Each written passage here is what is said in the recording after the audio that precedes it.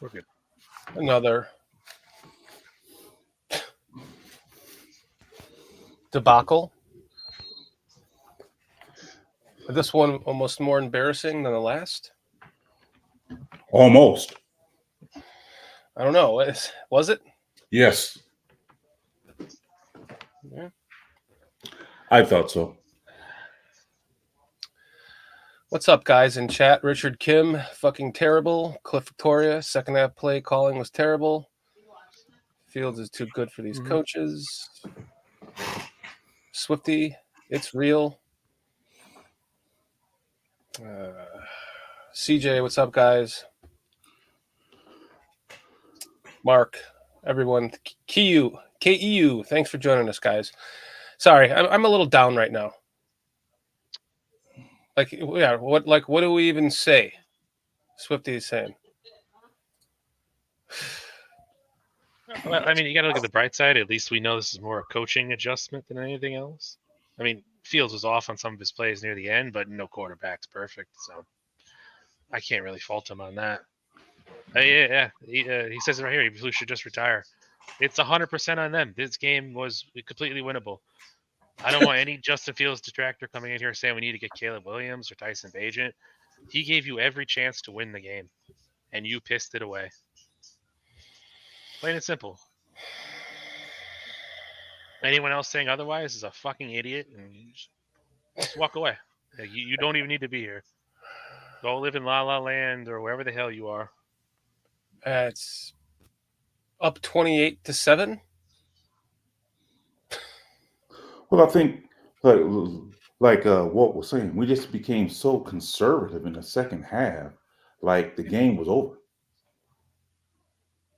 Yeah, that's I was doing the PSF game cast with Lester, and so I said at the end, I said it's almost like when you have a lead like that, it's worrisome because in the second half, either you're just going to double that lead and go up, 50, or you're going to go conservative and try to kill the clock, and then things are going to start to go wrong.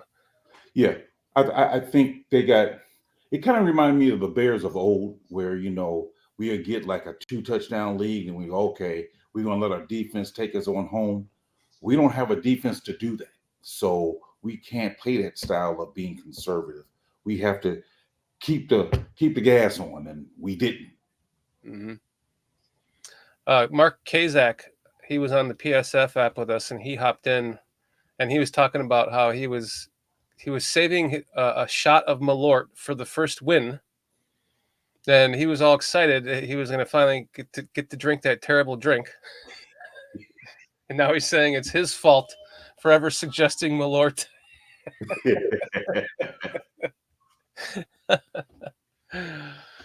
Oh, man. Some new names in there. TJ Ochoa, thanks for joining us. Well,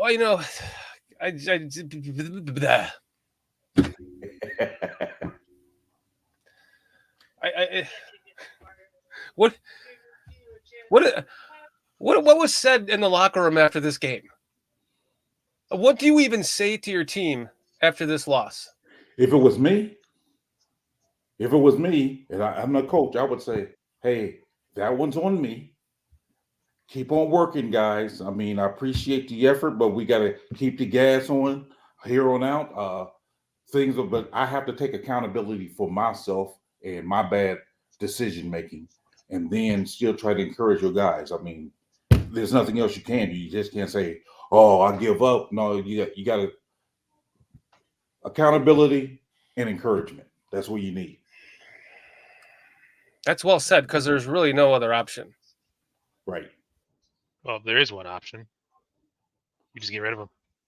It's done. Well, that's not You've had all easy. You've had all this time to put your defense together. Like Poles built the team around Flus and the guys he wanted, and it's just not working. I know everyone's like, well, the Bears don't fire their coaches. Well, there's a first time for everything, and I think we're at that point now. You still have the option to salvage some of the season.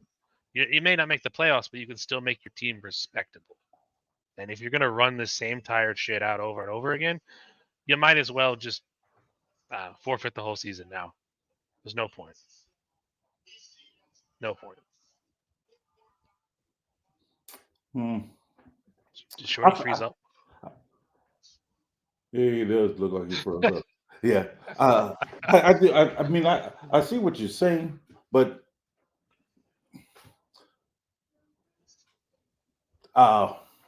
it's hard. It's hard. And I think where he's at,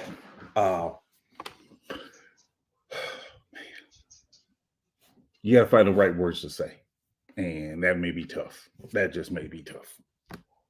Yeah. I mean, if Flus owns it and comes out and says, "Yeah, this is my bad," that's fine. That's a given.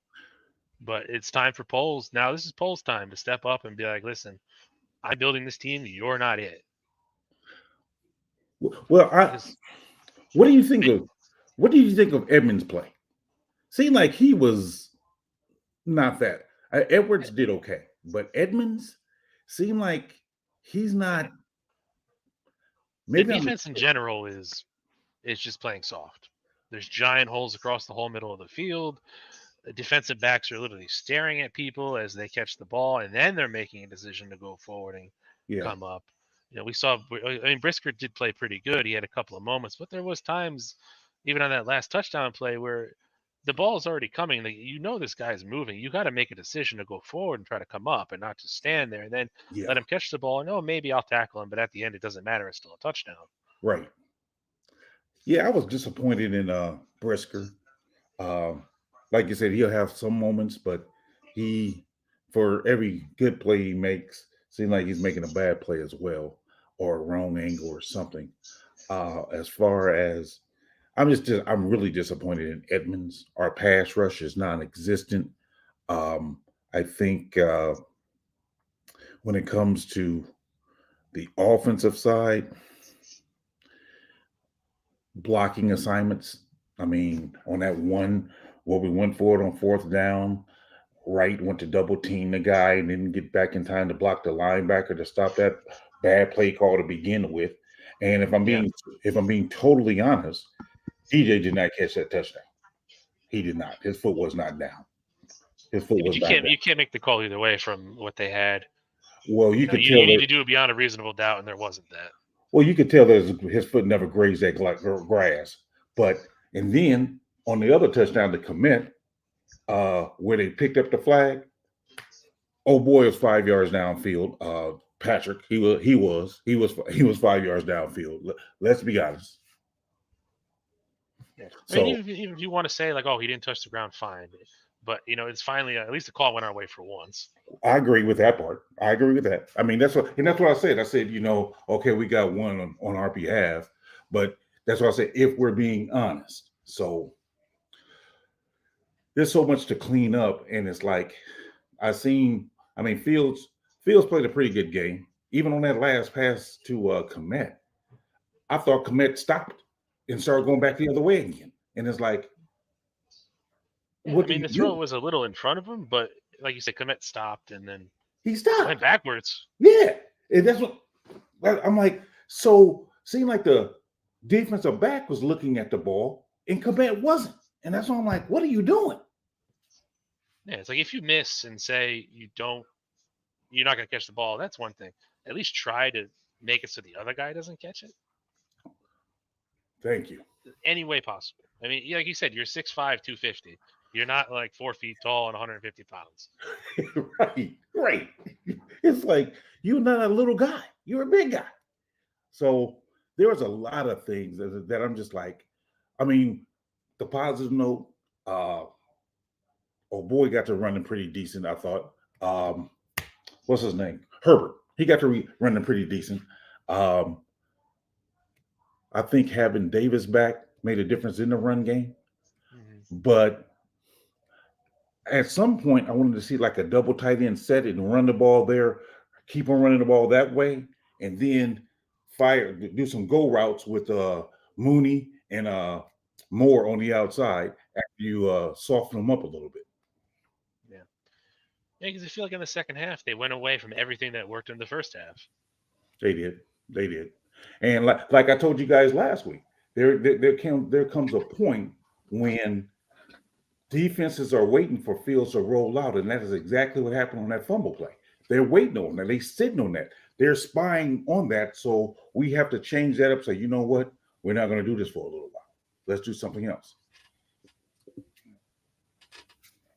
Yes, sir. Sorry, I lost my internet there. I had to reset. And I think what Swifty said is right. I mean, it comes down to coaching, and D'Amico Ryan. He seemed like he's proven to be a great defensive coach. I thought Eberflus was a good defensive coach until now, so got me really questioning that. It seems like he's a fine coordinator, but in terms of a head coach, no. Maybe it's just too much on him. You know what I mean? I mean, don't get me wrong. What I'm saying is too much on him as far as he can't do both head coach and defensive coordinator.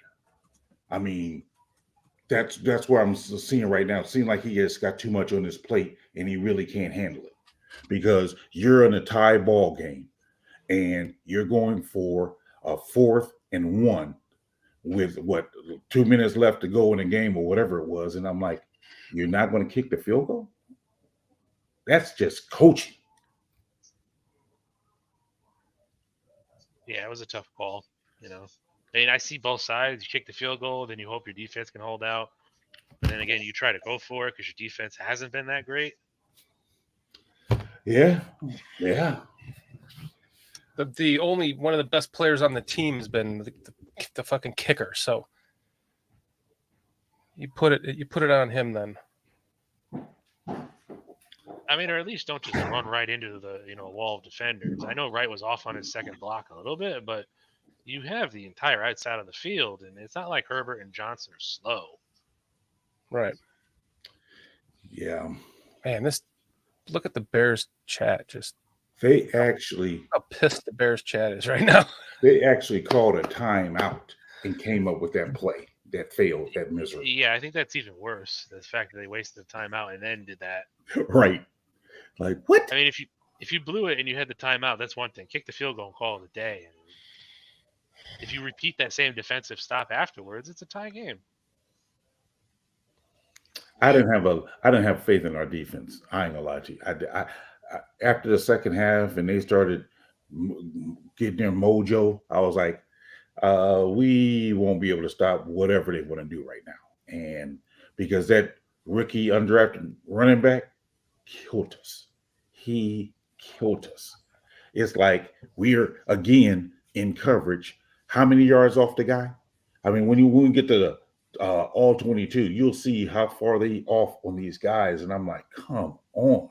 Why are we letting them that wide open? That's frustrating. That's just frustrating for me. Yeah. I can't blame Justin Fields really for this loss at all. And anyone that is, like I said, you got to go back and watch the game again. Maybe 3 or 4 times, and maybe you'll see it then. But, Well, Fields, if it wasn't for that Hail Mary, would have been like 24 of 24 for – he would have been perfect and 3 or 4 touchdowns at that point. But my question is what Fields done today enough for people to stop talking about Tyson Bagent? No, because people are idiots. Plain and simple. He could have thrown 100 touchdowns and we still lost. It's somehow on the quarterback still. It's Tyson Bagent, by the way, BJ. Oh, Bagent, okay. Just for future reference. Future reference as a clipboard holder? Mm-hmm. Okay. For when he's the starter, if he is one day. Like it says right here, look at the press chat. They're all chanting for Caleb Williams and Tyson Bagent. Yep. They're not understanding what's going on. Fire everyone. Justin isn't the problem. Fire the coaches. They all suck. Should have kept Nagy. Clear the house, man. This is ridiculous. Wait, they should have kept who? Nagy. I'm not even going to get into that. I have zero thought. Bring back Nagy. I'm not even going to get into that. I have zero thought. The owners suck. This is garbage. Fire the coaches. Yeah, it's bad. Eber fraud. Oh man. Yeah, I mean, I'd even say you can give Flus to the next game because it's only a couple days away. Then you have that 10-day rest period between the next games. Mm-hmm. Bye. You're gone. Clear out your desk. Go home. But who do you bring? Who do you have as your coach there? Anyone else. There's got to be somebody out there. You can't be any worse than this. He said anyone. All right. Give the clipboard to the guy selling beers in the 100 section. I'm sure he can call a better game. Yeah, it's bad. Here's your answer, PJ. Me and PJ gonna coach right there. You know what? I'm half joking, but I'm kind of honest too. I think Swifty probably could come up with a good game plan. I mean, based on the film he breaks down, I have a lot of faith in him because what we doing out there is pretty ridiculous. Seems like everybody sees it. I mean, what's his name? Getsy. I liked him last year. I don't know what happened this year. Seemed like it's predictable. I mean, in the first half, it wasn't. Seemed like he kept Denver on their toes. So they was kind of guessing. But that second half, oh my goodness, it's like, dude, what are you doing? I'm disappointed there. I'm serious. Bad. Seriously, bad. I mean, the whole thing is too. Was it the fact that Getsy and Flus looked better because the team was so bad last year? Yeah, because we was under the assumption that once they get some talent, we'll be a lot better. But I'm seeing like the second half adjustments. Denver made them. We didn't. Probably we got too comfortable. Like I said, hey, we got this 21-point lead, and we're comfortable with that. And I just don't. It's. I try not to get frustrated, but when you have this thing and it's like, okay, we should be building, and we don't have still no identity. It's no identity, and Fields had a great game, and we still lost. It's like, what? And it's a bad Denver team. It's not like we're playing Kansas City, and we're playing against a bad team. Our quarterback has a great game, and we still lose. Even Herbert had a decent game. Mm-hmm. Our defense is so horrible, it's ridiculous. Yeah, I have to agree with Mo Berman. They played not to lose in the second half, and they still lost. Yeah, I agree, Mo. So 100%. They played. Seemed like they kind of played scared because even in that drive where they went for it on fourth down, they took the ball out of Fields' hands. They just kept on, going with Herbert, and it's like you're playing scared. They were literally playing scared because to me, I would have came out still throwing the ball with Fields. Keep that confidence going. I mean, build up that repertoire, build up that momentum, build up that confidence, build up that rhythm. You do these things because you're not going to have much time to practice this week. So that's why you should have kept it going with what you had because you got to be ready for Thursday night. So here you had a great first half. Come second half, you get real conservative. You're not going to really be able to practice this week because of the short week. So now, what confidence do your team have right now? You literally just took away all confidence and had them playing scared. So you want to take that in a Thursday night? I don't know. And I agree with C.J. Williams. Edmonds was a bad choice over Roquan. I mean, I'm trying to give Edmonds a chance, but Edmonds, I'm sorry, seemed like he's a step late on his gap and a step late to the ball. It's like, dude, man, I'm disappointed. Now, whether or not you want to pay Roquan $20 million, that's another conversation. But just talent wise, I'm saying Roquan seems like he has more talent than what Edmonds has. I don't know if that's the case. I can't put this all on Tremaine Edmonds either. Not all. Not all. No, No, no. I mean, it wasn't like he was playing bad. Everyone was playing bad on that defense. I mean, there were some pressures in the first half, and in the second half, nothing at all.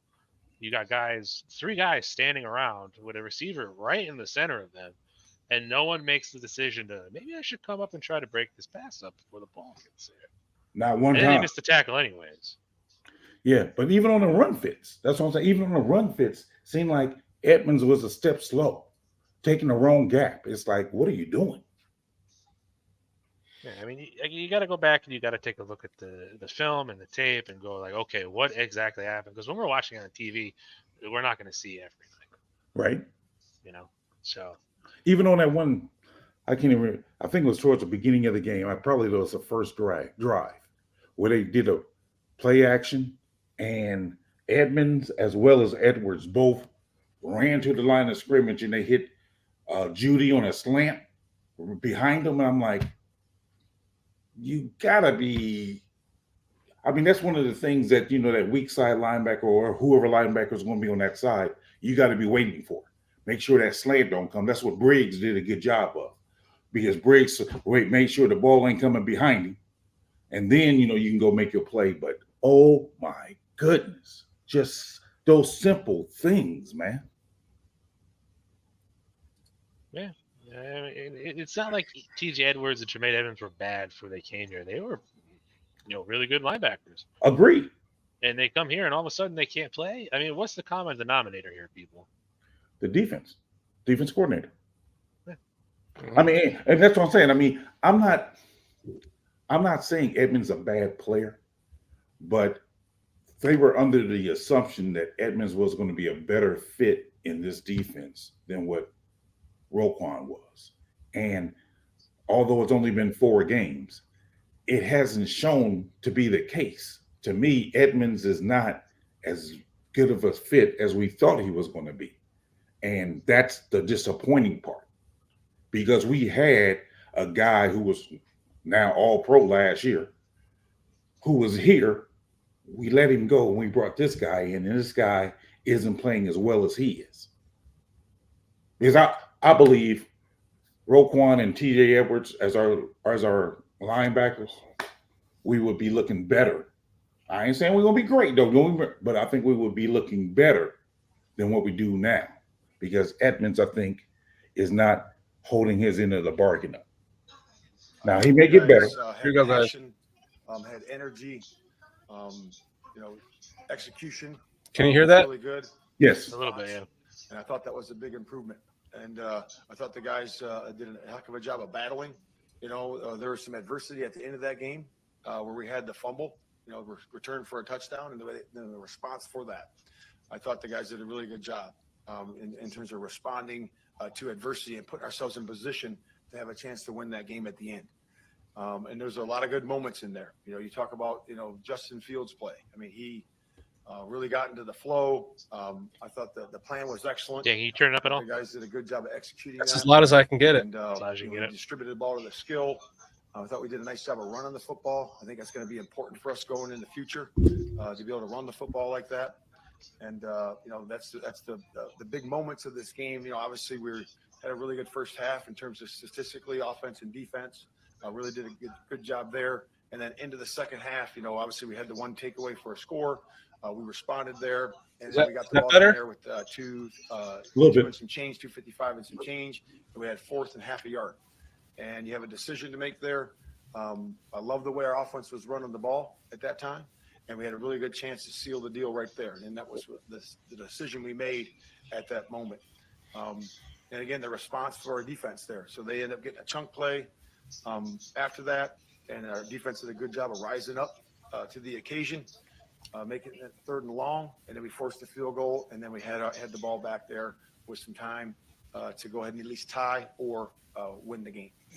So that's where it was. But again, a lot of good moments in the game.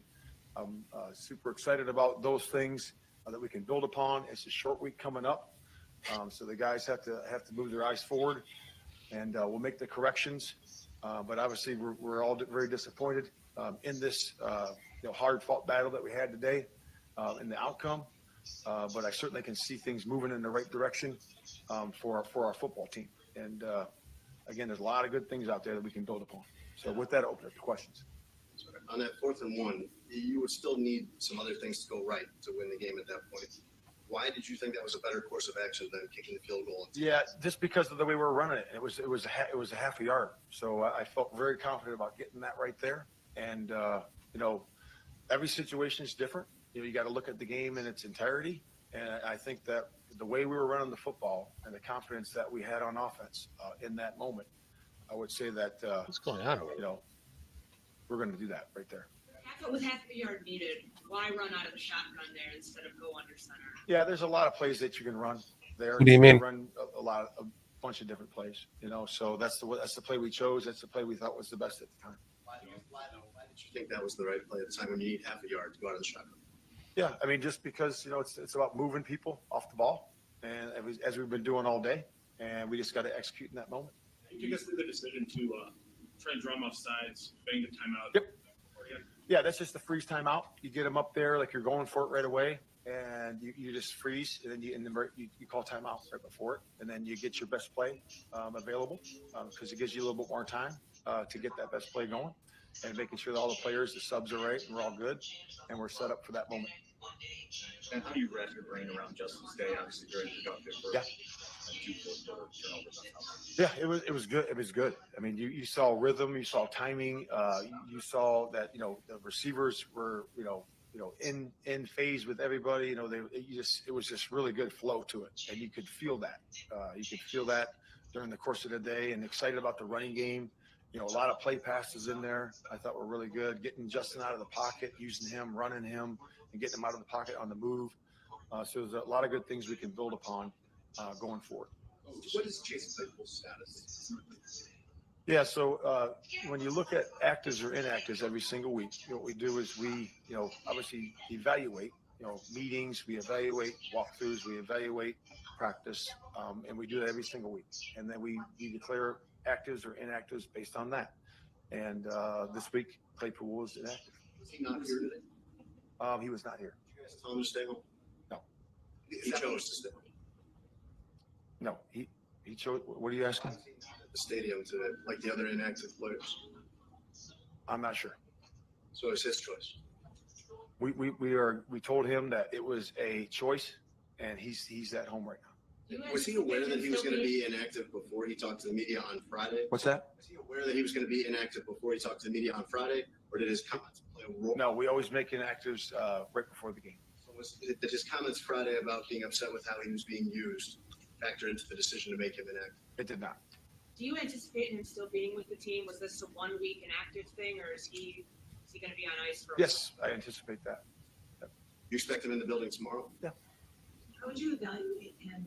And you know, obviously he's been struggling this season. All these crashes.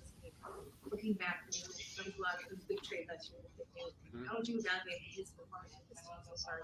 Yeah, I thought the first week was he would agree with this that could have been better. I thought he played better in Tampa and better the next week. You know, so I think he's working to learn the offense and doing a good job with that. But again, we evaluate that every single week and give us the best chance to win. The guys up or the guys down.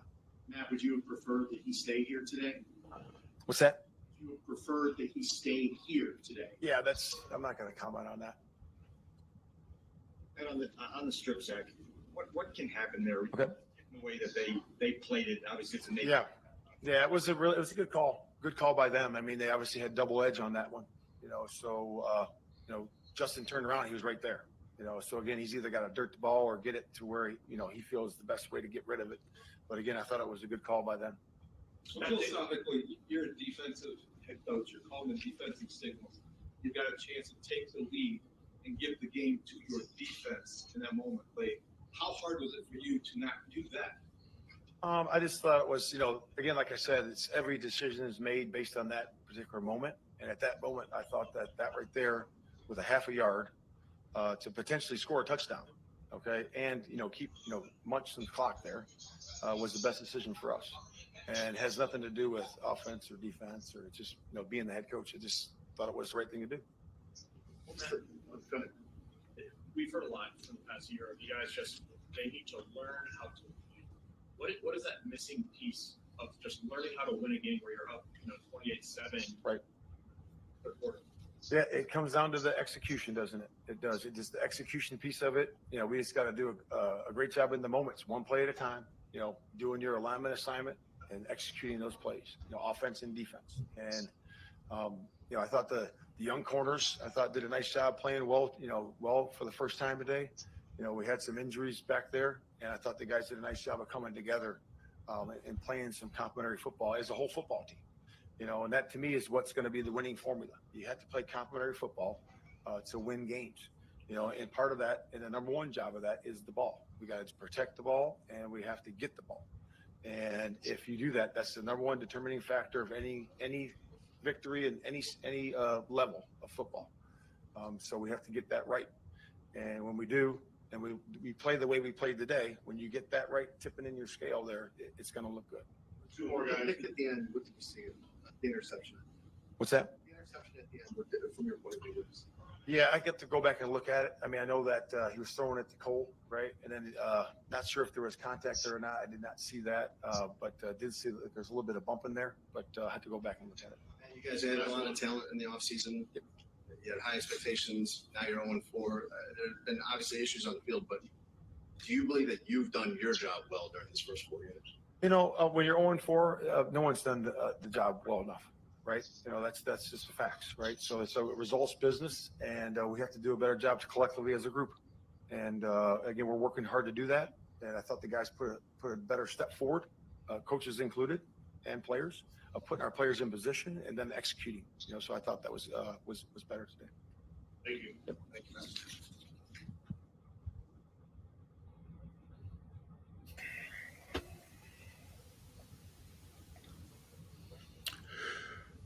And your thoughts?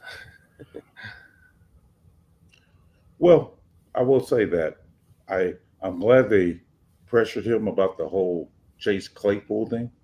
That was interesting. That His Claypool, response was interesting too. Yeah, that he left the stadium. So if you don't name your inactives until the day of the game, so he was there warming up. They told him he's going to be inactive, and then he decides to go home. What? And then he's like, wait, what was the question again? And then he's like, choice, make. Yeah, that was interesting for me. I thought that was kind of interesting. Yeah, I mean, it seems like, the coaching staff has lost Chase Claypool at this point, or Claypool has lost faith in the coaching staff. Yeah. I mean, there's plenty of guys like that. They get frustrated from losing, and they're just pissed off. Mm-hmm. Yeah. A little bit of decorum, though. I wonder, is Claypool missing a part of the reason why Fields had a good game today? I wonder. We can't say definitively, but I just wonder. Look at what Dion Allen has to say here. As asthmatically asslicious coaching performance. Yeah. Yeah. I think I'm going to have to retire this jersey because every time I wear it, they fucking lose. Oh, there we go.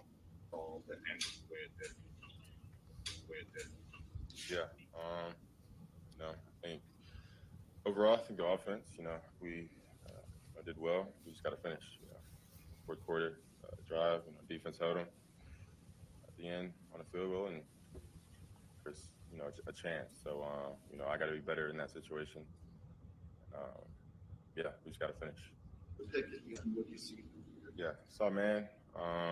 The safety had depth, so I expected Cole to kind of go to a spot and sit down because of the safety's depth, but Cole stuck to the rules and selling over and breaking out. So all in all, it's my fault. Man coverage, he's supposed to do what he did, but I kind of wanted him to just play football and kind of just sit down in space. So that's kind of why I threw it to a spot how I did. But yeah, it was really just a miscommunication on that one. Freelance a little bit. Just kind of freelance, boom, go up there, turn around, sit down, and of course move on to the next play. Of course, in that situation, you're in 4-down territory right there. So I mean, yeah, just a miscommunication on me and him, and it comes down to being my fault at the end of the day. So I got to be better for the team in that situation. Yes, and Cole and DJ both said they were okay with the decision to go for it on 4th down. They weren't surprised at all. What was your reaction to going for it, and then what was your thought on the actual play call? I mean, if you get it, then the game's over, most likely. Got to make them use their timeouts. You're probably getting past a 2-minute warning, and then at least you're kicking a field goal with under a minute left. So I love the decision.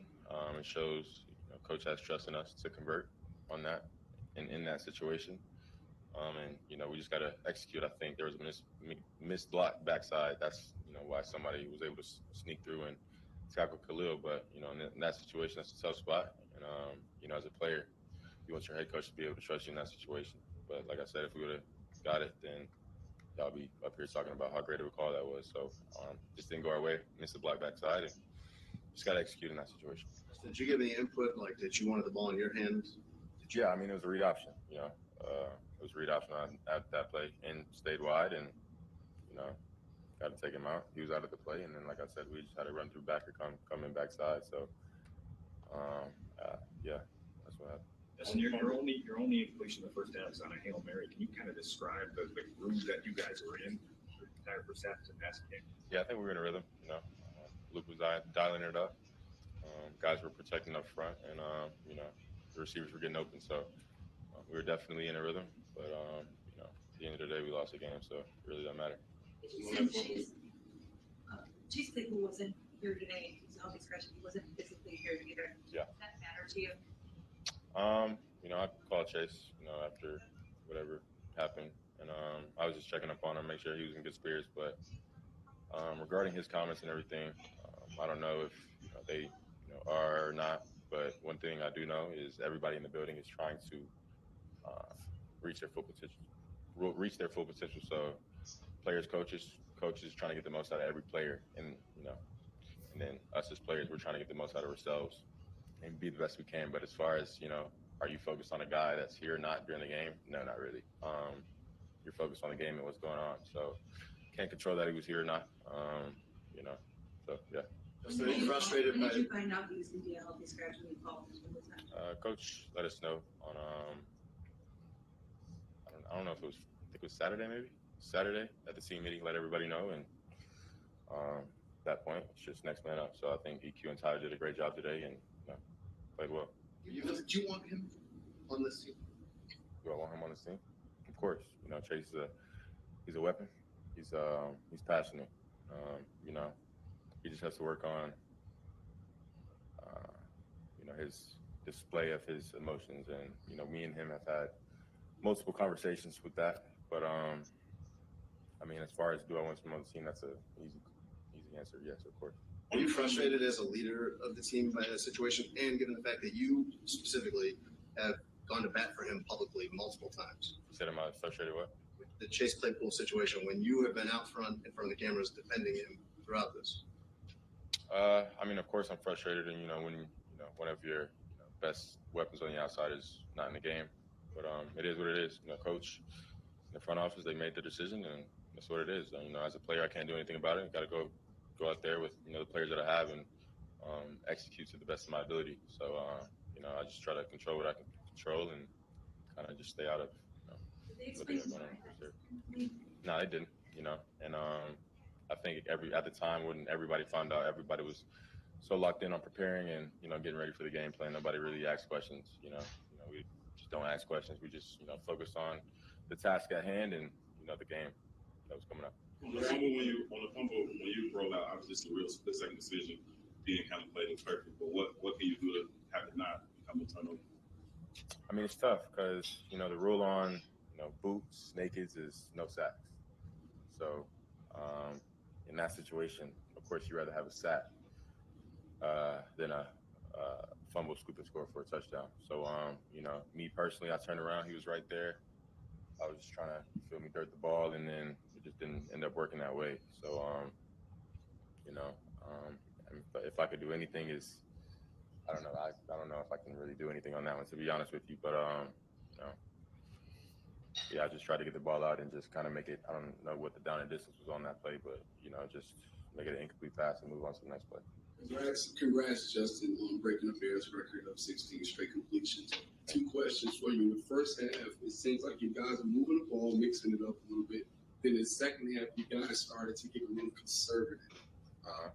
What can you do to counter that? Because it seems like you're more of an improv type of player. You know, stay aggressive. You know, I think that we were running the ball well, so I don't. As far as conservative, I don't know if you meaning throwing the ball more or what, but, you know, Khalil, he had a hell of a day on the ground. I think he had over 100 rushing yards, so he did his thing. The line was doing their thing, and, you know. The lead, like, you guys had a big lead. It just seems like you guys were playing just to keep the lead. Just to keep the win. Yep. I mean, yeah. You know, I think that's past my pay grade. You probably got to ask, you know, coach or whoever else, you know, why we did what we did. But, you know, my job is to get the play call and, you know, run the play that was called and execute it to the best of my ability. So. Just when we go more under your locker room, a little bit longer than usual, what kind of things are going through your head in that moment, and then how do you turn that into a message? Yeah, I mean, it hurt. You know, just come out with, I don't even know how many, just the lead that we had, and, you know, we weren't finish it off. I wasn't able to finish it off. So it was, you know, of course it hurt. Almost like, I don't know. It's just, yeah, just the emotions just flowing everywhere. So, yeah. Justin, your teammates going into Thursday, you're 0-4. You got a quick turnaround. What's the message to your guys to get it turned around on Thursday? Keep going. Never stop. No matter how hard it gets, never stop. We're playing for each other. I'm playing for each and every guy in that locker room. They know that I'm going to give my all, and, you know, I know I'm going to get the same thing back from them. So keep going. Don't be discouraged, and play every play and every game like it's your last. So that's the message. Thanks, guys. Nice job.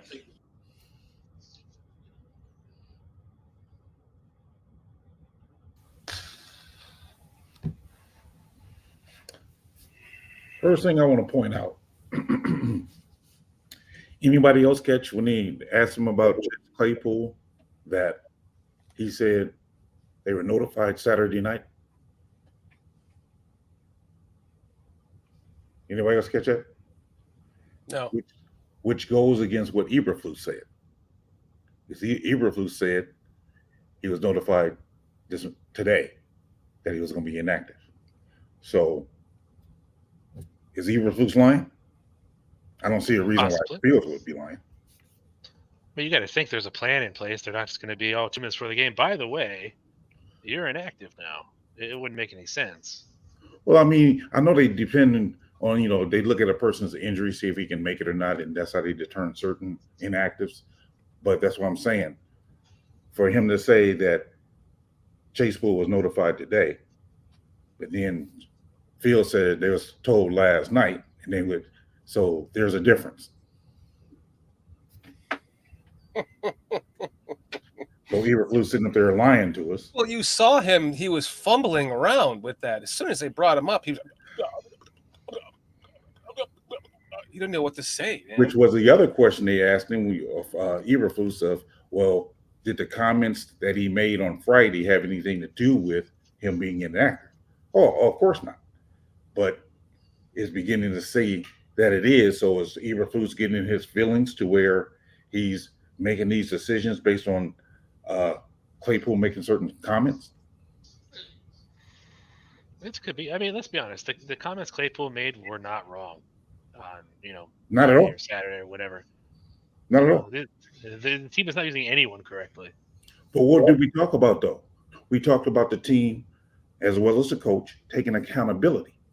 So if you as a coach isn't taking the accountability on making the decision not to play him because you make that decision on Saturday night, but you want to lie to us and say it was made today, that's not taking accountability. So how you expect your team to take accountability for the mistakes they're making?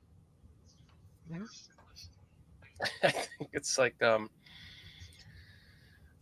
Cliff Victoria, does anybody have a spare $100 million for Harbaugh?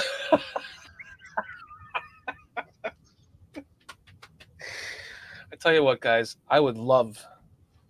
I mean, it would be a dream come true at this point in my life to have Jim Harbaugh the coach, because just his love for the old school Bears regime and his love for Ditka, and I think he would honestly. I think there is no other coach that could possibly be the one to take us to the promised land besides Jim Harbaugh. He's the guy. It's like so obvious. Just somebody please make it happen. Please. It's right in front of your face, guys. He wants to be the Bears head coach. He's succeeded as a head coach in college and then in the NFL and now back in college at his alma mater, and he's making them succeed. And he wants to be the Bears head coach. But I think he also wants power, though. And I don't give him the power. I'm not so sure if I'm on that bandwagon. I'm on the bandwagon of him being a coach, but to have him being basically the GM too. Well, not the GM, the assistant GM. That's the type of power he's wanting to be in charge of player personnel, and I don't know if I'm comfortable with that or not. I'm comfortable with it. If he listen, Ian Cunningham is going to be becoming they're basically grooming him to become a general manager, right? Just replace that position with him. He can work in tandem with Poles. Well, you got to see whether or not they have the same vision or not. I mean, I think that becomes the issue as well. I mean, I see what you're saying. Player Poles. Seriously. If this guy has that vision and he has a proven track record, why not just give it to him? I mean, what else do you have to lose? You've tried working with they went for years without having a general manager. Then they finally put one in place. What was it, Angelo? And then he actually did a pretty good job. And then since then, they haven't had one that's done shit. So, fuck it. Put him. If that's what he wants, give it to him. And let's give that experiment a try. Please, for the love of God, please, just do something right.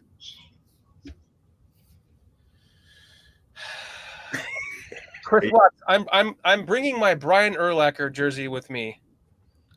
My real one. It's like not one of these cheap pieces of shit. It's a $400 jersey.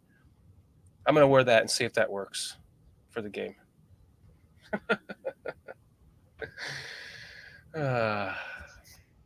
No, nothing to say about that, you guys.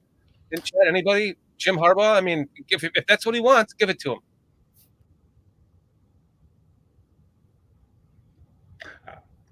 I'm on the boat of not. I'm not giving him too much power. I'm not. All right, that's one down. So what are you thinking, Walt? I don't know. He kind of got ran out of San Francisco for that very reason. I don't want a repeat of that. Oh, but he took him to a Super Bowl, and he built that team. When he didn't have the power, he took him to the Super Bowl. That's what I'm saying. Once he started getting the power, he didn't make it back. So that's what I say. As a head coach, I'm with you. But have him making these player decisions? No. All right, fair enough. Walt? Yeah, no, I think he'd be fine as a head coach. Like the kind of demeanor that he has, where he's very animated and whatnot. It seems like he gives a shit. You need a coach like that. You need that I'm fine in with. Chicago. You need that. Yeah, you need someone that's gonna be able to take the media, because the media here are a bunch of fools, and be able to handle that. And I'm behind that 100%. But giving him player, something like that kind of power, I don't know. Deion Allen saying Jim Harbaugh, good coach, but ego could ruin him if given too much power. Yeah. I mean, I at this point, I don't care. What else do we have to lose? If he wins us a Super Bowl and his head gets too big, and then he leaves because his head got too big, then so be it. We won a Super Bowl. But would you be able to win a Super Bowl with a guy who has too much power? Maybe he's not looking at it objectively enough to bring in the right players to where he might need a GM to where he can have things bounce off of. Mm-hmm. That's the downside. If you don't have no one for your checks and balances, you can probably bring in the wrong type of personnel. I mean, again, I think he's a good coach. I really do. I want him as a coach, as a matter of fact. I'm on that bandwagon. But if he's trying to have the power too, I'm not with that. Okay, what say you bring him in as coach? Now he knows that Poles is on a his leash is getting short, right? Because now he's on his second coach. Mm-hmm. So you bring him in and he wins, but despite Poles, and they decide to get rid of Poles and then promote him at that point. Would that be too much? If he already wins us a Super Bowl? Other than Belichick, there is no other coach out there that's doing GM and head coach duties. So I don't know if he can handle that or not. I don't know. I mean, maybe he can. I don't know. I'm part of the. I mean, just for the record, I'm in the same belief that a head coach, that's way too many duties for him to be doing. Also a general manager. Right. But if he was an assistant general manager and worked in tandem with Poles, he gave him that title like Ian Cunningham has, and you make him happy with that, and he has say in some of what you're doing with the players that he wants on his team. Well, I think it can work if they do it like if Poles and him can have a conversation.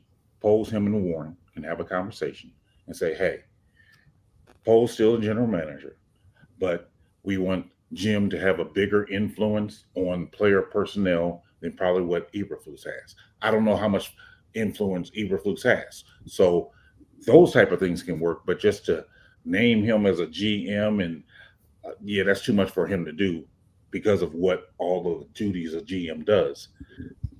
Again, I'm curious. I'm curious to see what he can do. I'm just not totally on board with giving him too much power right off top. Because the important thing for me is that Poles and him be able to work together. If they can work together, great. If there's going to be friction, that'll be a problem. Mm-hmm. That'll be a problem. So that's what I'm trying to avoid. I would agree with you that definitely needs to be avoided. But this is no better time than right now to go after Jim Harbaugh. You just can't hire him flat out. I don't believe. Don't you have to do that Rooney Rule thing where you have to interview different people? I mean, sure, you do that, but then you sign Jim Harbaugh, and you in mid-season or after season? No, it has to be after the season. Okay. I don't think you know what to do with the fire Flus thing because there's no competence anywhere that you can, unless there's some like star coach on the team that nobody knows about, that can unite everyone and call the right plays and put everyone in the position to win. I don't see that happening. So you really just have to lame duck this thing for the rest of the year. And at the very least, if this gets out of hand, you have to see what you have in QB2 now. Agent, you have to. It would be if you're 0-10, it's a disservice to. No, he didn't say badly once again. No, he didn't. No, he didn't. Come on, shorty. Hold on. Listen. If you're 0-10 with the same quarterback, you have to at least find out what you have, right? Because you need to know for the draft situation. So, but here's the point. I'm still going there. Jim Harbaugh now is the coach, and he still has Justin Fields on the same rookie contract going into his fourth year. They can take the fifth year option, so they would at least know that. You're right. I went on a Bajan thing. I shouldn't have because it's totally impertinent to what I'm saying. I'm talking myself in a fucking circle here. Okay, just take the Bajan thing off the record and let's just say, okay, We don't win another game the rest of the season with Justin Fields. You bring in Jim Harbaugh. He's going to have that 2-year window to work with him. And he'll know if it's going to work or not. And he'll also see who QB2 is. And he'll have his own opinion of that as well. And I trust in that guy having the quarterback mind in developing whatever quarterback it is, even if it is Justin Fields in his, he's a broken quarterback going into year 4. I think he could fix him. He's the guy, man. I think you saw this all today that the quarterback isn't the issue here. I know. I'm saying. I mean, you had a quarterback who was rating of 136. Right. Why would you even entertain quarterback 2 at this point? There's no point. I don't know. I'm just the quarterback's not the problem. Just it's even bring this game. up is just it's one game, Walt. It doesn't matter. If he continues to do this for the rest of the season and we keep losing because it's literally the coaching, then you have boom. Harbaugh comes in, he fixes the problem with the coaching. He continues to build on what Justin Fields has been doing. If he continues to have games like this, Shorty, and he's the solution. Shorty, is the point. I love you. I love you, Shorty. Yeah. But you are totally out of there. Out of there, bro. I mean, the fact that you got Fields, who sets a new franchise record for most completions, and he played with rhythm today. To talk about Bagent at this time? If you're 0-10,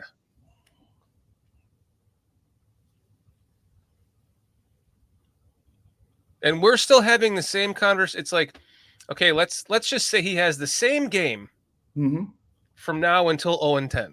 Mm-hmm. Of course, so you wouldn't have any. You definitely need to fix the coaching staff. Thank you. And I wouldn't think about taking out Fields. Wouldn't even think about it. Why wouldn't you want to just see so you don't injure him? Why do I need to see it? Because you've already made up your mind that you're moving on with Justin Fields next year and Jim Harbaugh. Why do I need to bring in Bagent? Because if you can have an undrafted rookie free agent come in and become a trade bait for I got him for how many more years? Pick? I got him for how many more years, Bagent? That's why you need to showcase him a little bit here and there when you can.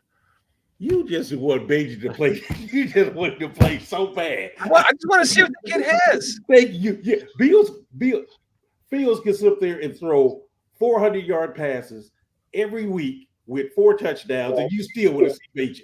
No. Well, I would if they were blowouts, because then they would be blowouts. I've always been of the mind of developing a number 2 quarterback for many reasons, mostly of which is trade bait. So he's a hot name. If you're 0-10 or 12, just see what he has. Maybe you can trade him. What's the rush? You add a second-round pick to this year's draft. No one's going to get a second-round pick. You're not going to get a second-round pick for him, first of all. Second of all, if you're trying to determine what you have in him, don't you need a good backup? True. So, again, why are you trying to get rid of him? I'm just. You just want him on the field. That's cold hard to me. I don't even know why we're on this line of this topic here.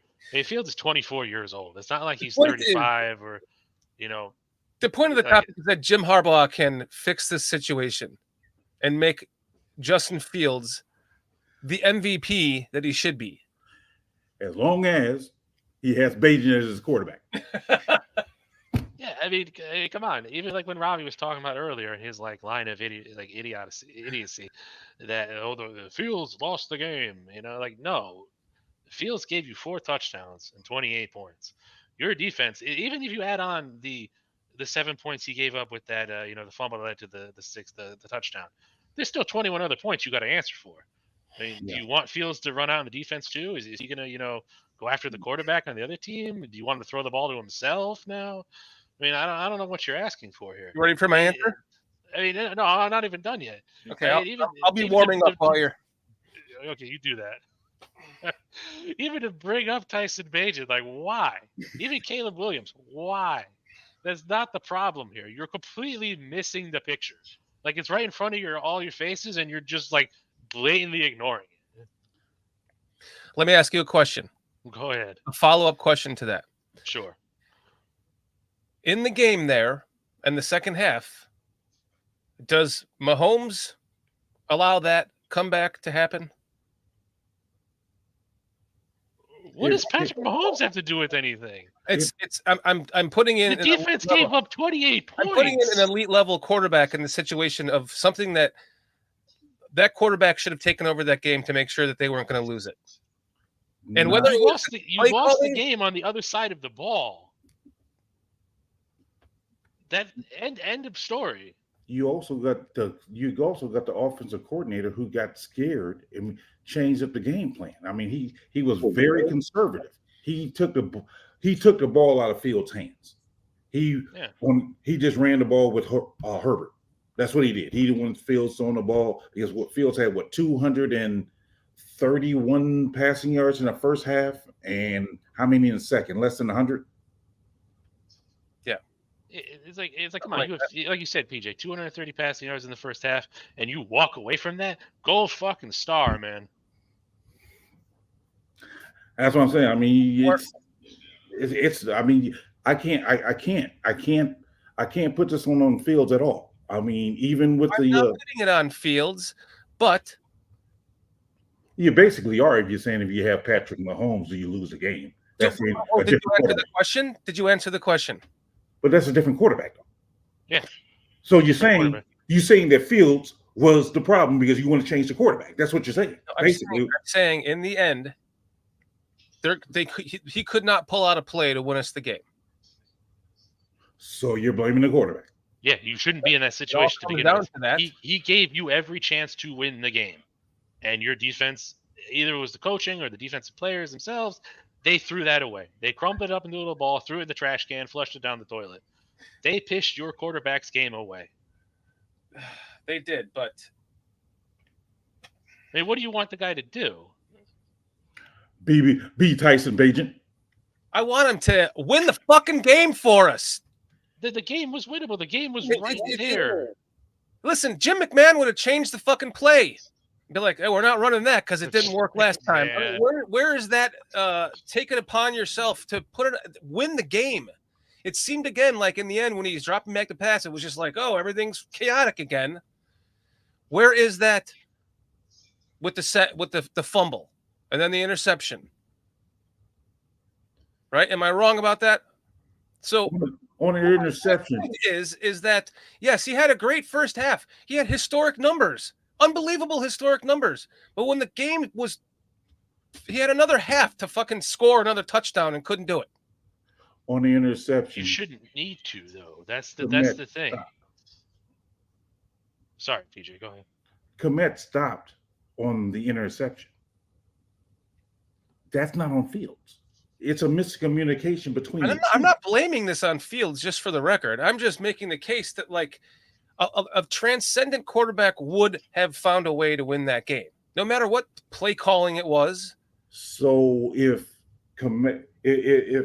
for the sake of your argument, if Patrick Mahomes and Kelsey are out there, they have this chemistry to where they kind of know, okay, on this play, when I throw it, you don't stop at the middle of at the 50-yard line and let the guy intercept the ball. They kind of got that chemistry going. Fields and Komet don't have that chemistry yet, because in his presser, Fields said, I thought he was going to keep going or stop right there, but he didn't because of the rules say he did what the rules say. So he took the blames and it was on me. I give him that. So again, what we're asking out of Fields on one play that he made a mistake. Okay. All right, fine. But to Walt's point, what that got to do with the defense sucking, what that got to do with the horrible play calling, the guys playing scared, all these other things, to where I can't even begin to blame it on Fields because of that one play.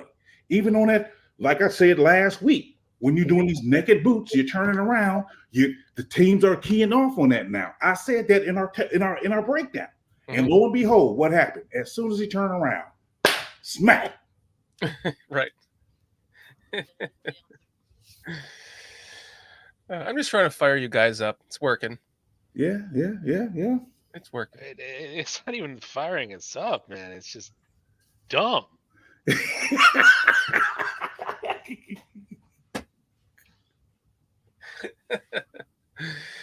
I started off making the case that Harbaugh can take Justin Fields to the next level, and I fucked up by bringing Bagent into it. I apologize.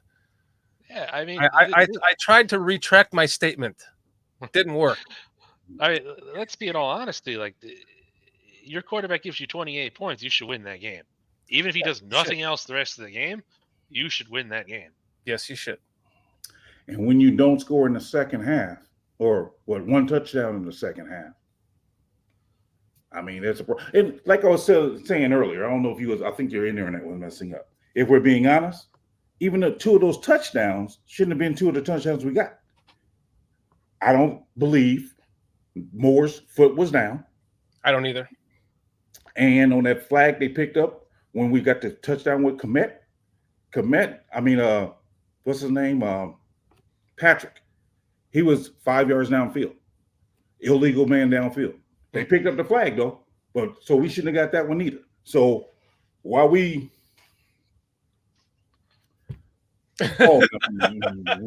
got issues all around, trust me. We got issues. Yeah. We got some issues, and it's not just one person. We got issues all over. John Robertson, thanks for joining us. We got a lot of new people in chat tonight. Thanks for joining us, guys. Dion Allen, John Robertson, Zach Sullivan, good to see you again. Jay Sanders, good to see you again. Mo Bierman. J2K. Brian, yeah, J2K, what's up, buddy? Dion. Mr. Mayhem's back. Great to see you guys. I was trying to get to some of the other newer guys. That's farther up, but thanks for joining us tonight, guys. I mean, it's what a laugh. I just started laughing. I was like just laughing. It's a far cry from when the days of we had a defense where we felt pretty confident with a 14-point lead, 21-point lead. We have a 21-point lead in the third quarter. There was a days where we felt confident we won that game. And our defense is just not there. Like I was saying, the way our defensive backs is covering people, too much space. That undrafted rookie looked like a superstar today. Mm-hmm. And it's like, man, there's other things amiss. I mean, coaching, play calling, people not doing their responsibilities on defense, missing blocks on offense, miscommunication between the quarterback and the receiver. I can't blame too many of that, maybe just one, because it ain't like Fields had a bunch of incomplete passes. He only had, 3? And one of those was a Hail Mary. Right. So at one point, he would have been 24 for 24. So I can't find fault in him today. Now, I'm not saying that he hasn't had faults earlier, but man, that's what I'm saying. It was a good. The defense failed us. The defense really, too much gap. Like I said before, our spacing on this one gap system, our spacing is too wide, and to where the guys aren't getting their gaps. I would love to hear what Lance Briggs has to say about that, because that's a specialty, knowing the gap fits. So I can't. And like I told you also before, I'm not a fan of Edmonds right now. Maybe he can turn it around for me, but right now, kind of disappointing. Yeah. Yeah, I mean, no quarterback's going to be 100% perfect. That's for everyone. But today, in this game, in this microcosm, this wasn't the issue. If anything, this highlighted that the coaching staff and what they're doing isn't working, and it hasn't worked, because we were 3-13 last year. Now, yes, you can say some of that's on the personnel and all, but now that they have the guys, the same thing is still happening. Mm-hmm. So, And you're sitting here with your defensive coordinator gone? I mean, just promote someone and give them the job and go back to head coaching the team. Yeah, I think it's too much for him. I do. I really. I mean, I don't know the ins and outs, but from what outside looking in, it appears to be too much for him to handle being a head coach and trying to do something with the defense. Seems like it's too much. Well said by Brian Reberg. I have a coaching buddy. He used to say, in order to kill a gnat, you use a sledgehammer. Applying that statement goes to the fact that the Bears stalled out in the second half. Keep doing what works. Keep your foot on the gas. Yeah. That's what, I mean, again, don't get so conservative to where you take you taking your own momentum away by playing conservatively, playing scared. Because see, after a while, once they got down by once Denver scored in the second half, that first touchdown became 28-14. Seemed like the Bears start playing scared. That's what I saw. So when they talk, when you hear people talk about a team has to learn how to win, that's what we're talking about. You got to learn how to continue doing what you was doing the work and finish that game out. But they start playing scared. And Wright made a bunch of mistakes today. I mean, again, if we're going to be pointing fingers, let's look at he made a bunch of penalties today that, hey, come on, man. I know you're a rookie. Let's get it together. I'm not down on you. I'm not saying get rid of you. I'm not saying bench you. However, it's about being accountable, right? Get better. Even missing a block on the 4th and 1, right? Get better. Well said. I mean, the kid's a rookie. He'll learn. He'll get better. He's going to get better. That's for damn sure. He's playing well. Yeah. He's just having those rookie. Yeah, I mean, that's what I say. I mean, there's plenty of fault to go around through this whole 4-game losing streak this year. It's like plenty of fault to go around. But that's what I'm saying. We have to look at this, identify the problems. That's what the coaches need to do. Identify the problems, get better. That's all you have to get better. And because this week, like I said earlier, is a short week, they're not going to really be able to practice before the game. They're going to have to look at what they did right in this game and hopefully build upon it. But because of the way we finished it, it may be kind of tough. Yeah. I mean, this comment here from Zach, I have to disagree with what he's saying here. Today, you have an 80% completion rate. You can't ask for anything more than that. You know, like go watch Stroud. Like, okay, that's fine. But he showed us today he can put the ball where it needs to be and move the field. You know, he can do it when he has to do it. The fact that he's giving you points. He's moving this offense around, and we had a good first half. Like you said, we had a great first half, and we could have easily just piggybacked off that and won the game. But to be like he's still leaving guys open, blah blah blah. I mean, do you want this guy to have 100% completion rate? Yeah, that's impossible. It was. He almost had it, man. That was so crazy. I mean, he did for a while, but you're going to make a missed throw. Without that Hail Mary, it would have been like going into the fourth quarter. He was 100% completion rate. That would have been crazy. Yeah. I think, I thought at least we should have had 40-something points. We should have at least doubled it. But like we keep saying, they took the foot off the gas. Yeah. I mean, I'm so worried about that.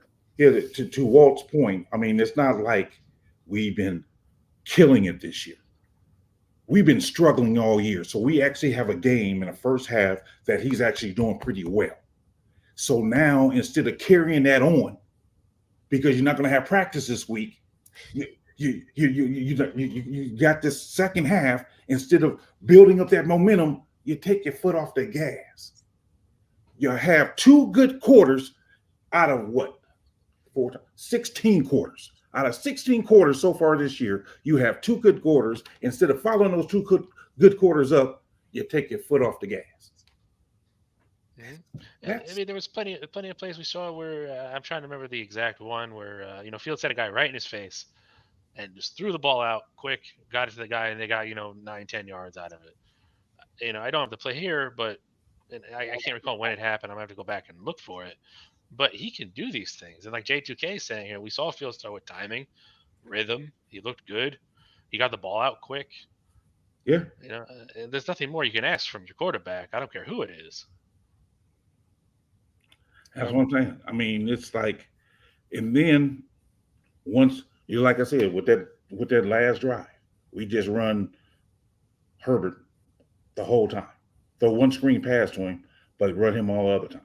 You took the ball out of Fields' hand, like you don't trust him, or we can't trust you to make this pass. So there was 2 runs there that were RPOs that he could have kept it. He would have had the right side of the field. But did he though? Way to himself. Did he? Because I don't know. They were playing for him to run the ball.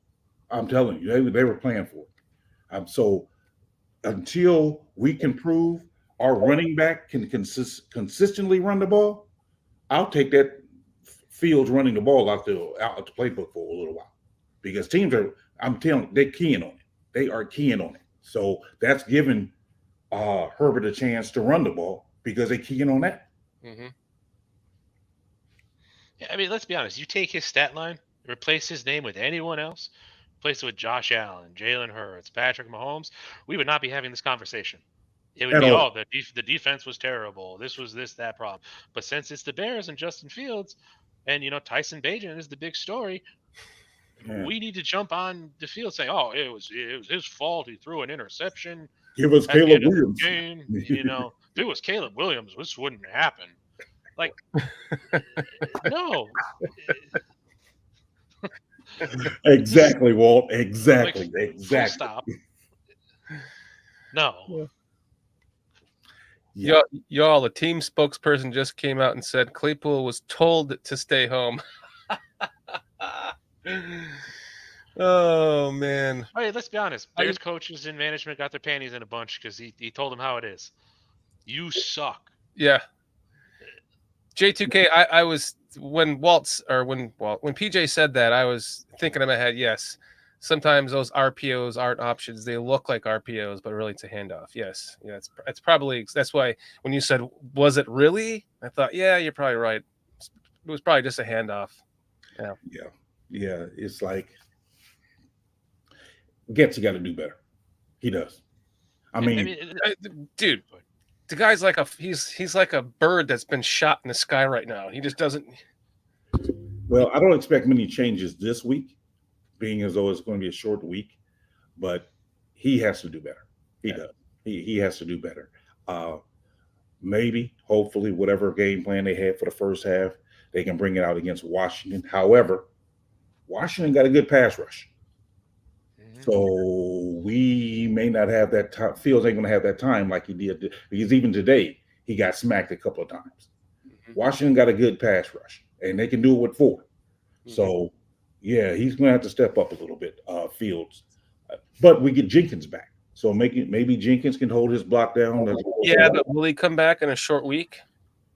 He's been possibility. Depends on his ramp up during the weeks coming in to this.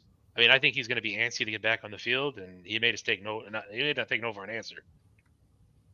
Flat out. I mean, when you got Patrick sitting there, don't get me wrong. I like Lucas Patrick. I think he did some good, on the field today. But there were times where he was just looked like, hey, I got my hands up in the air. I don't know what's going on.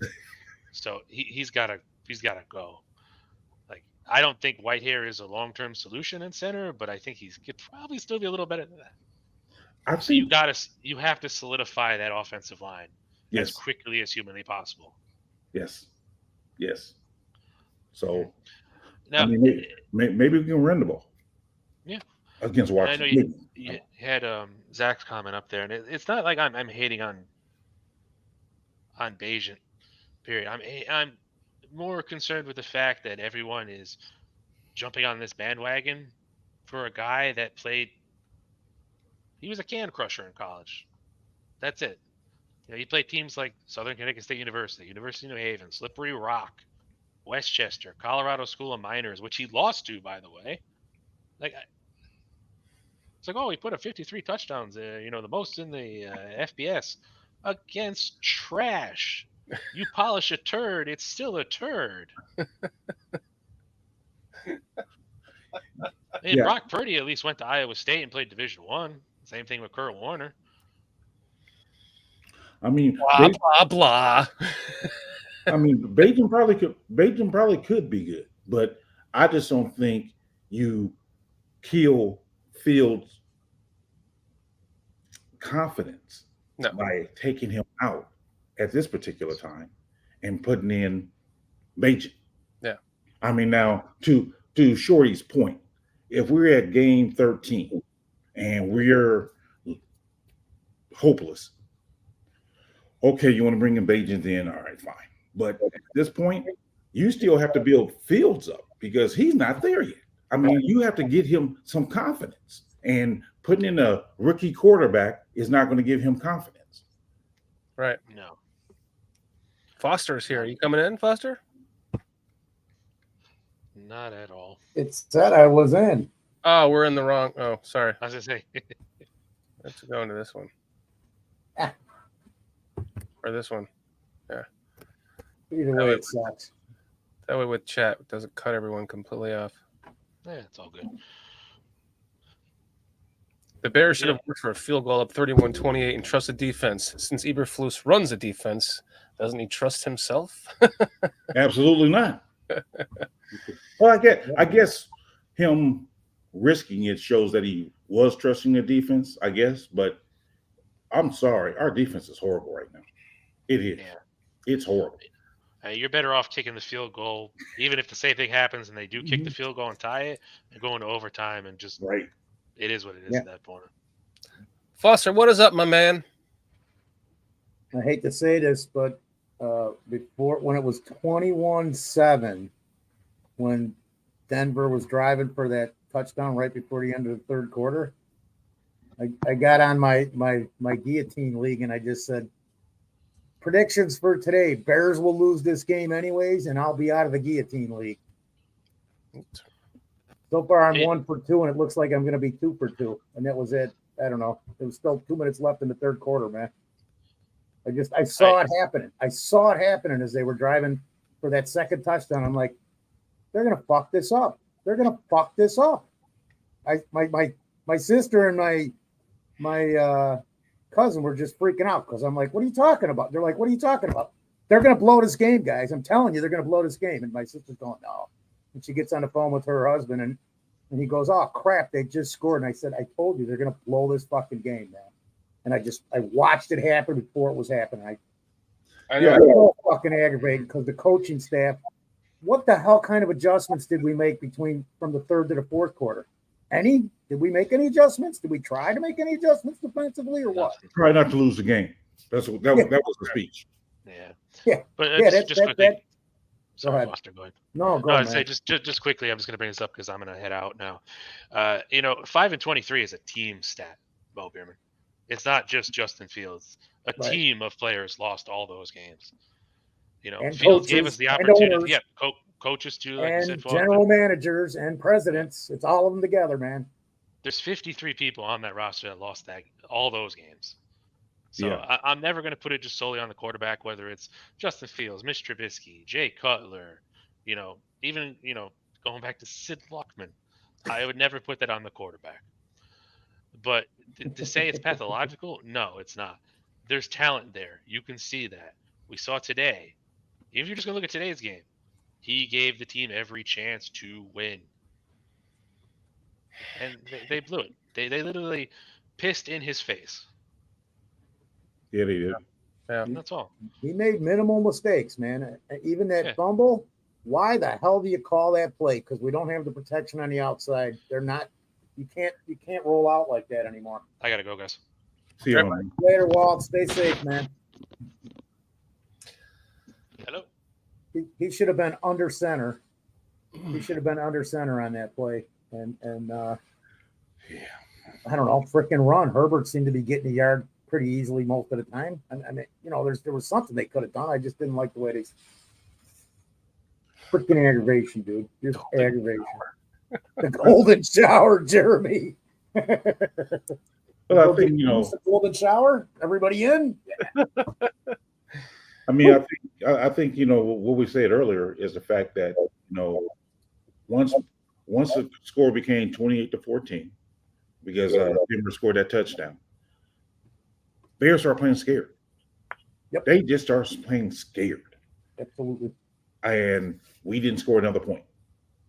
Playing not to lose. And we ended up losing. I said that to Lester on the PSF Gamecast today with him. I'm like, it's like I was really worried about this because when you go up by that many points at the half, it's like, okay, well, you're either going to come out and double that because you did it the first half, or they're going to game plan against you, and you're going to also game plan against yourself because you're not just going to put your foot on the pedal. And I was worried about that, and so were you, Foster. You probably were before it happened yourself, PJ. I think we all were as Bears fans. Yeah. Well, the immediate thought I had when we came in the second half, because we scored that touchdown, and I seen how we were playing conservative. Even when they're scoring that touchdown, it was like, okay, we were playing conservative. I said, this reminds me of Lovie Smith's teams where we get a 2-touchdown lead, 3-touchdown lead, and we take the foot off the gas and let the defense take us home. We don't have that defense. Nope. We don't have that defense no more, so we can't do that. So we can't take the attitude of, let's let our defense take us home. No, keep your foot on the gas.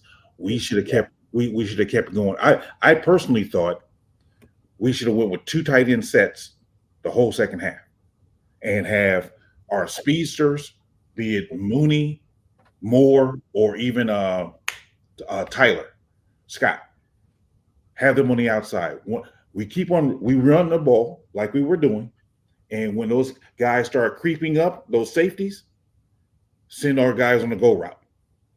And you keep it in the same offense. We were talking about that too.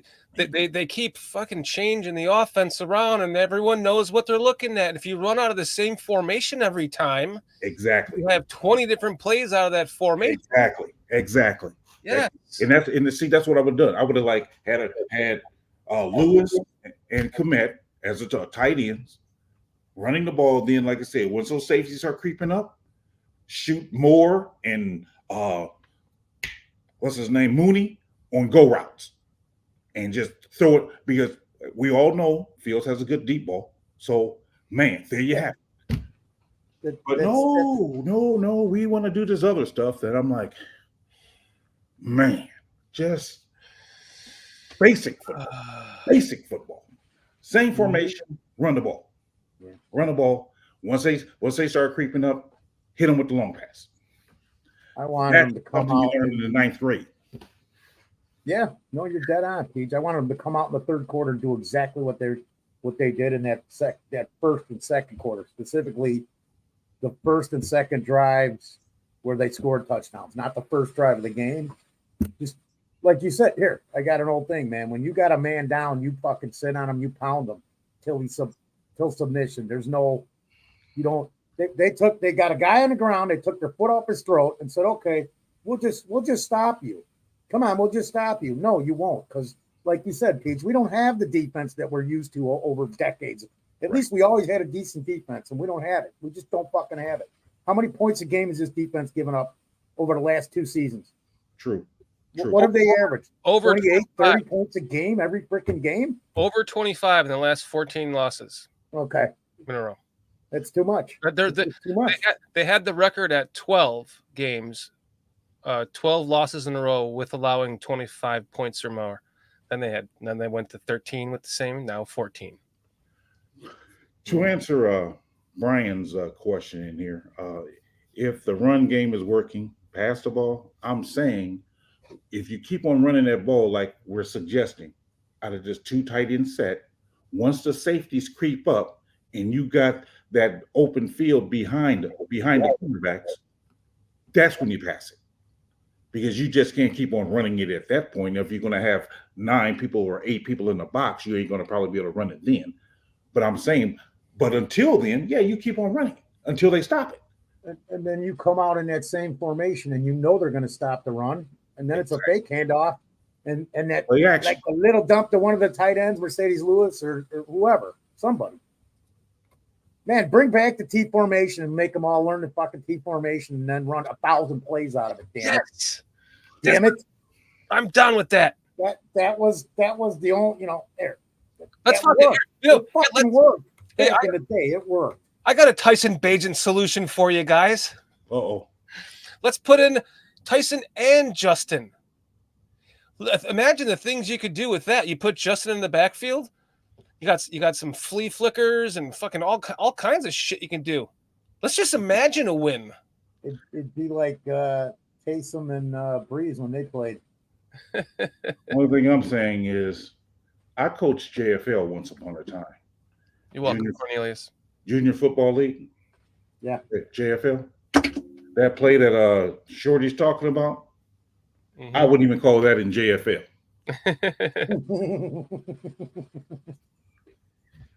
But it's okay in the NFL. Having two, I mean, Bears did that once upon a time. Well, I think they did that in the playoff game against New Orleans, as a matter of fact. They had in 19. Yeah, when they had somebody throw the ball in the touchdown, would have been a touchdown, but it went right through Wim's hands. Yep. So yeah. He gone.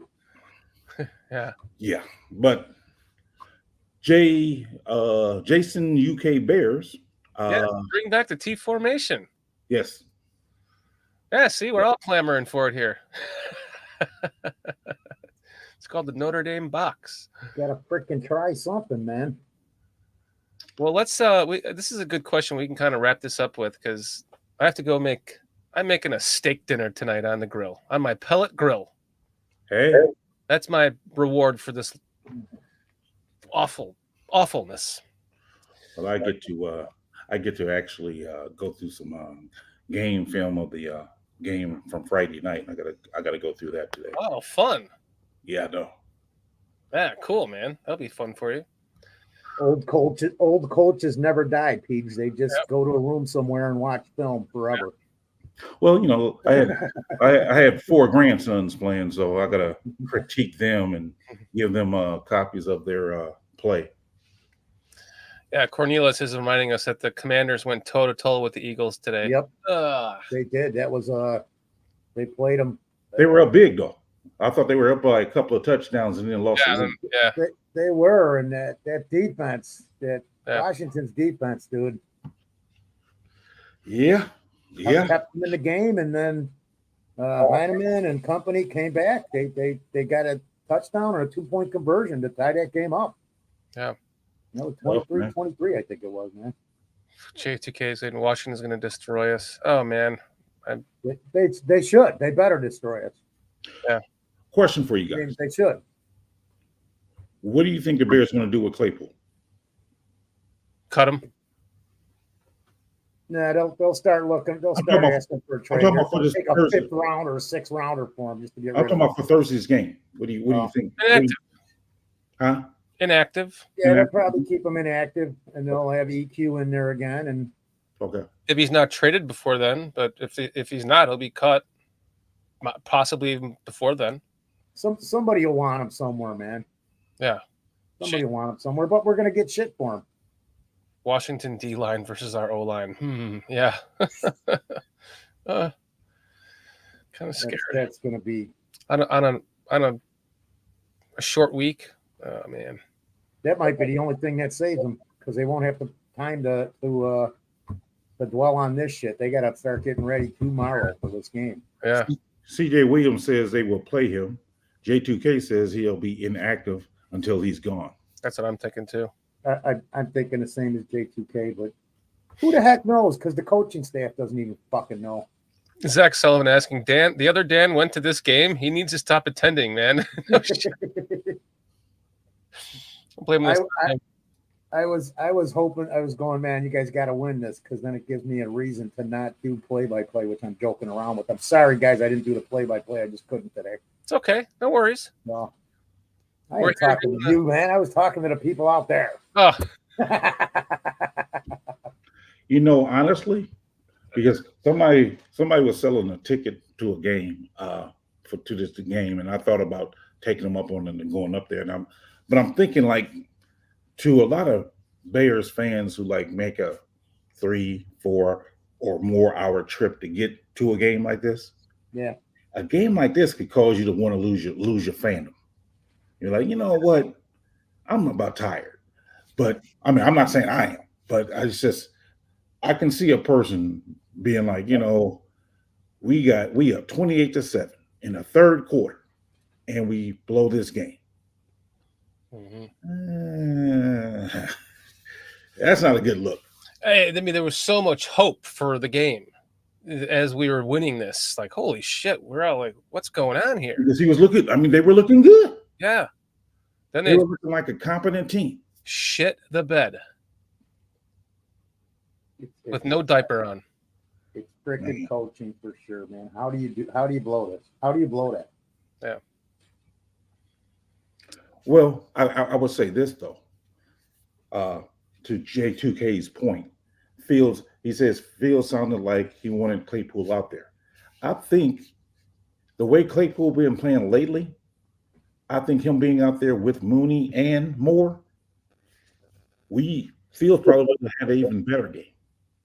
I mean, I know I said earlier was Fields having a good game due to Claypool not playing, but I'm thinking he probably would have had a better game because who are you going to double team?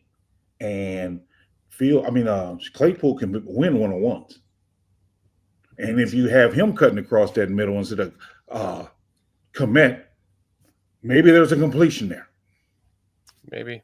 I'm a little pissed that it's okay for Fields to say shit about the coaching staff. And who else? DJ? Somebody, there was a few comments about the coaching staff, but the minute Claypool makes one, you're benched. Yeah. I don't even know if I'm right, dude. That's just what I noticed. I'm like, wow. You guys see what all the guy did was answer a question honestly. Are they using you right? No. Mo saying hope like shit also floats, then gets flushed.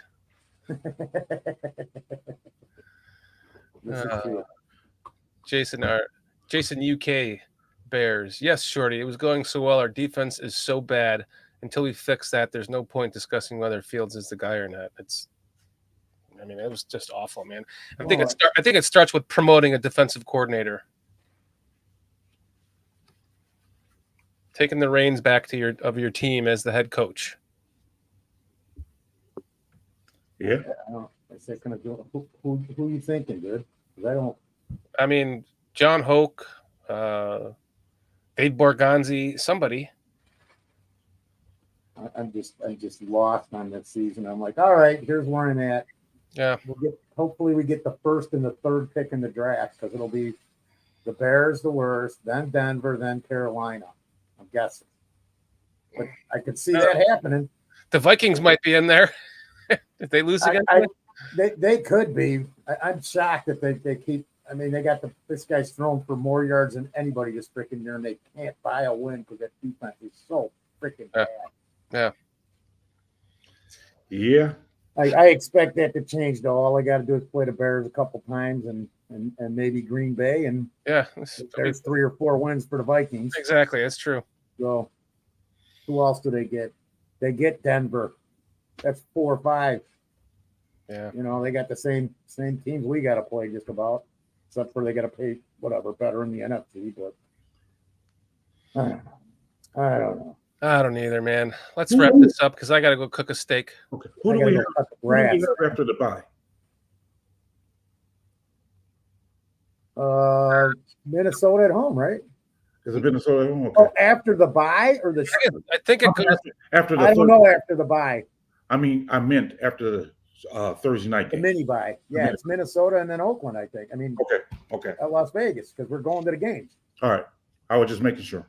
So I know what Raiders are the 25th. I think those are the games we're going to anyway. So they're in Washington, then they come home and they play Minnesota and Las Vegas. Yeah, it goes. Yeah, so Detroit, Minnesota, by Detroit.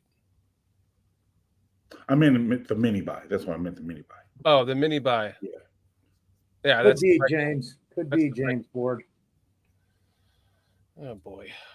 There's just too many things here to look at, man, and somebody's got to put their foot down somewhere and change something. Even if we go backwards, how much more backwards can we go? I don't fucking know what I'm talking about. I'm just so pissed. I'm pissed. I was saying this last week. I'm like, after 2 games, this team needs a bye. I didn't even care about that. When you're up fucking 28-7 with 2.5 minutes left in the third quarter, you can't freaking lose. You can't do that. Yeah. It can't be, fuck. I know, man. It's tough. All right. Well, let's get out of here. 70's all over. I'm going to go try and enjoy my Everybody rib. have a great week, and we'll see you Thursday.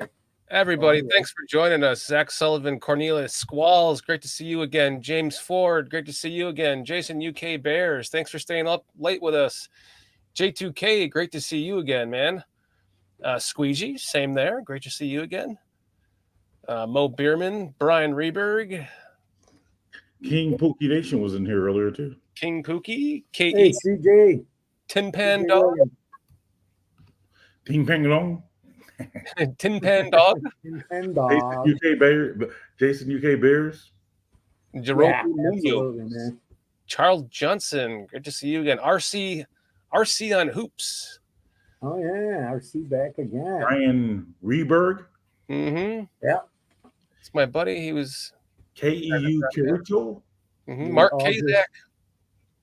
Gluttons for punishment here. Everybody we're naming. Sorry, guys. This fucking Foster Covers guy. Yeah. Fuck Oh, him. Dion Allen. That was a newbie. Great to see you, Dion. John Robertson. Great to see you again. RCO on Hoops. Caitlin Clark. And Khalil. So, yeah. We appreciate all you guys, man. Thanks for joining us. Yeah. And Jeremy Munoz. This Thursday we'll be doing what? The pregame, and then are we game casting? I thought we talked about. I'll do it. Yeah, I mean I'll do it too. I guess Thursday. I don't know. Yeah, I think I'm good. Okay, well we'll be doing the pregame because Mark Kazak's going to join us for that. Yes, Mark Kazak will be there. Yes, and we'll see you guys. I think what do we decide? 7:30. 7:30 Eastern, 6:30 Central. DJ got it.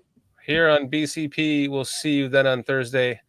And, man, hopefully we're talking about a win after that game. That's all I can say.